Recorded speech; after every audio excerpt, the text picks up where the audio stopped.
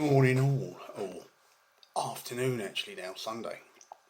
So Tom, I haven't forgotten that video about that I promised you to do about what happened in the 2008 recession. Just been busy, so I'm going to do a couple of videos today. Got a few scenarios, but the first one is just about it's kind of managing customer expectations and setting boundaries and stuff. So, got a customer.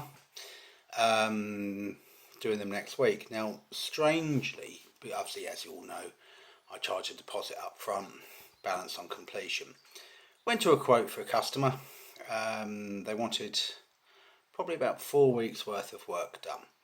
Now, because of how my diary was, I've got space to do one of their rooms next week, and then the rest will be done in a few weeks' time. So, customer said, the one I'm doing, they work from home. It's basically their office space at home, so they can claim it through their business legally. No problem at all, and I agreed with that. I said I'd invoice them. They wanted to pay the whole amount up front. Great, lovely, paid. Got the pay, I'll be there.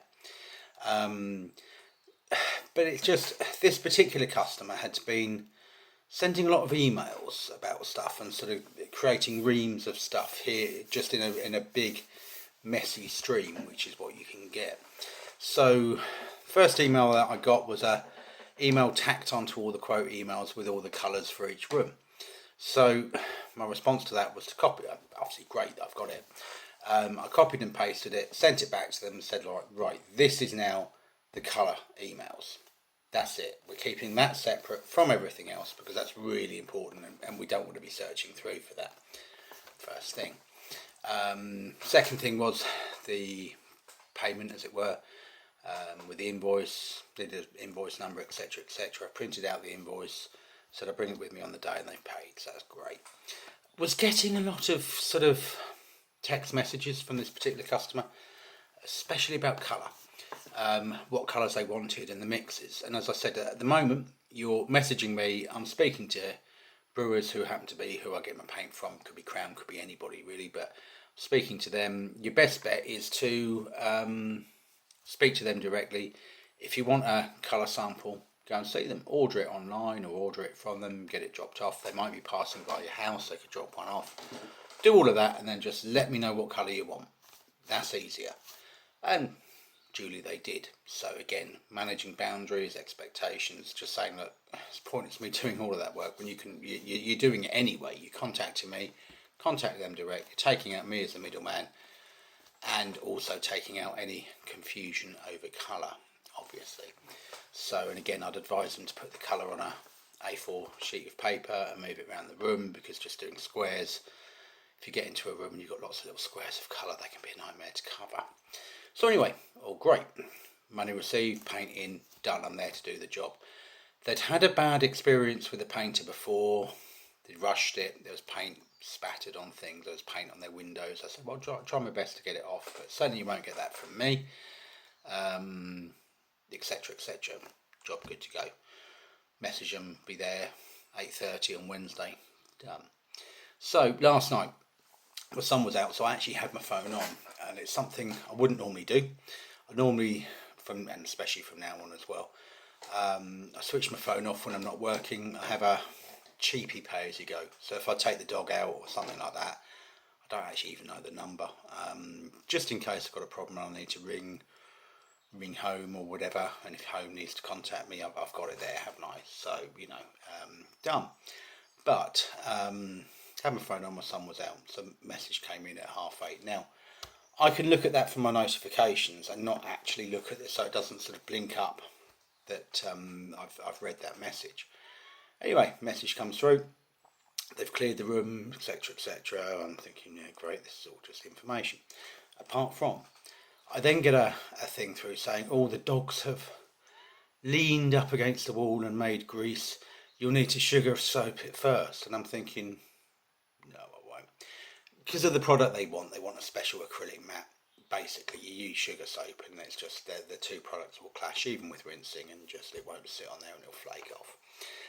It will also damage the pour paint underneath, therefore potentially flaking that off, scrubbing with sugar soap, etc. So we don't do that. However, I will with grease marks I'll use another degreaser which is suitable for the product. Done. Looked at the message, I was like, what is this? Just shut my mind down, didn't acknowledge it. Today's Sunday, I won't acknowledge it. However, tomorrow I will answer the message and I'll put thank you for letting me know everything's all okay and that you've moved everything and that you're good to go. Thank you for letting me know that there's grease on the walls. I'll deal with that in the appropriate way so that it's ready for painting on top. Done. Done. And then if I get any more back, like any more sort of micromanagement or anything, obviously I'm booked in for 3 days, I've been paid. I can go through 3 days of a difficult time with a customer micromanaging, so I'll keep moving forward and just get the job done. However, if I get 3 days of difficult days, I simply will, at the end of that run, I'll leave what colour there is left, because I think they're using the same in another room, and literally I will block their number. I can block emails, but my final thing will be, thanks for paying up front. Any problems with the job, please do let me know. However, I don't feel that we're a reasonable fit to work together, and certainly not for a period of 3 weeks. Therefore, I'm unable to do the rest of your works. Wish you all the best for the future. That's what I'm going to do, and that's what you should do. That would leave me desperately short of work, because there's another video coming up that you'll see why that will leave me short of work. But that's how you deal with it. And kind of it reminded, I can't work it out. They might just be being friendly. They might just be letting me know there's degrease, and they've said that as a throwaway comment because they think that's what you need. I don't know. But I carry all the degreasers in the van. If you're employing someone professionally, they're going to have the equipment to do the job. But I get they've had a bad experience, and maybe people didn't. I don't know. We don't know what their previous experience was. However, shut it down quickly. Nice and friendly. Done. And I was thinking back to another job I had in Fram, close to where these people are. Certain places can be odd, and these people weren't from the area. They'd moved up. And kind of, I was chatting about it today because something else came up. And it came up in conversation. And I said, you know what? I said, that job was great, the first couple. I turned up. The woman was a little bit like, who's this guy, etc., etc., because I bumbled in. I'm in a 14-year-old van, and I'm kind of like, yeah, you got distemper on your ceiling, mate. It needs to be dealt with this way. And, you know, so you don't have to have me, but that's what I would be doing. And he's like, you clearly know period buildings. I'm like, yes, I do. I've trained on them. You know, I do know a bit.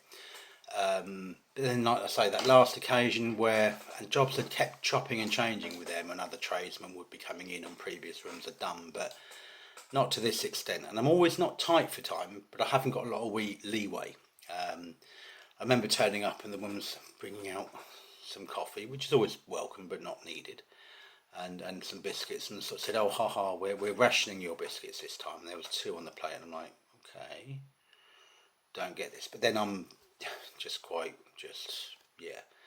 old school. The guy then started taking the mickey out of the local Suffolk accent, which I don't think mine's that bad.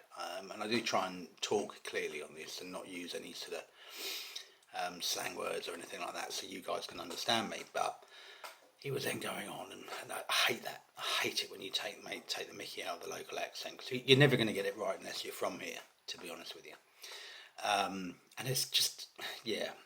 So this other tradesman had turned up, pre-booked in by them. They said, oh, well, yeah, he'll only be here a day. And I'm like, are you absolutely sure? Because I was doing 2 rooms for them. I was doing 1 room, get paid, get the deposit for the next room, do that room. I said, because if there is a problem, I said, I've got no problem at all going into that next room, doing a day, pulling it forward, then going back onto the next one, finishing Friday, getting paid, blah, blah, blah.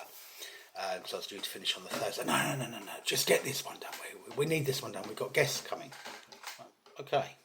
And it was all a bit weird. So this tradesman turns up, and nice enough guy, no problems with him. But he'd come from Manchester of all places, doing quite a high spec job, I believe, in this bathroom. And I was like, well, he's actually fitting all this stuff over bare plaster. Well, and now I can only cut around the plaster. Ideally, I could have done with at least mist coating the walls, but that's up to you. It's your home. I can't force you to do things.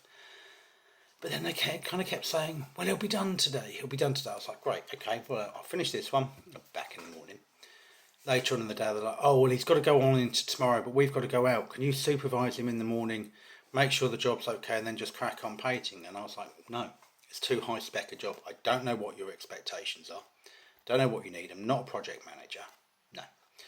So they were like, okay. So anyway, I went up to see him to see if he was going to, when he'd be done. They'd be like, I'll be done, like, he'd be done by 10. He's only got another hour in the morning. And I'm thinking, well, then he won't be staying tonight, will he, if that's the case? So I went and they brought me a tea and coffee. No biscuits. So I went up there and this guy had a huge, great tin of biscuits they brought him. And I was like, right, this is childish. So I just said, oh, nice biscuits, mate. And he was like, you are? I'm like, well, they've not brought me any. He was like, no, mate. And I'm like, yeah. So I was like, when are you going to be done? He was like, could be mid-afternoon. So I was like, right, okay, no problem. No, I'm not on your back, just need to know so I can plan. And in the end, I said to the customer, look, I'm going to have to come back Monday, try and move things around, still get your bathroom done. But I'm not coming in tomorrow just to sit around. Not going to do it, you're paying for it, and it kind of costs us money as well, really. Because then I'm not moving on to the next job quickly, even if they pay me for the day, and I just, yeah. So in the end, finished the job off, and I sent them the email with payment request and said I'll be there on Monday. Nothing came. So he messaged me on Saturday morning. No, that's it. He messaged me on the Friday to say that the guy's coming. Are you still coming on Monday? So Friday, I waited for the money. So Friday afternoon, I sent a message saying I'd love to come back, mate, but you've not paid your balance or deposit for the next job. He says, oh, okay, I'm really sorry. Paid the balance for the previous job, but didn't pay the deposit for the next one. So I'd already made a decision. I walked into something else a bit stressful, but just was like, okay, no problem. I'm not coming back. You're costing me money. You're messing me around. I'm not coming. Do your bathroom yourself. And that was that, really. Yeah, just dealing with childish people, dealing with expectations, set your boundaries. And when someone breaks them like that and starts acting childish, I'm gone. This one with the sugar soap has got me a bit concerned because obviously I'm kind of thinking, what am I going into here? But to calm it down, I've got the money up front, I've got the paint, it's only a 3-day job. If they get micromanaging, okay, no problem. We'll get the job done and we'll walk away. Don't forget, they've already said the other painters were rubbish, and they were, to be fair, they were. I mean, the evidence is there. So, but, yeah, just to be a bit careful, if you know what I mean. Take care, guys. I'm going to do another video as well. And Tom, I haven't forgotten you.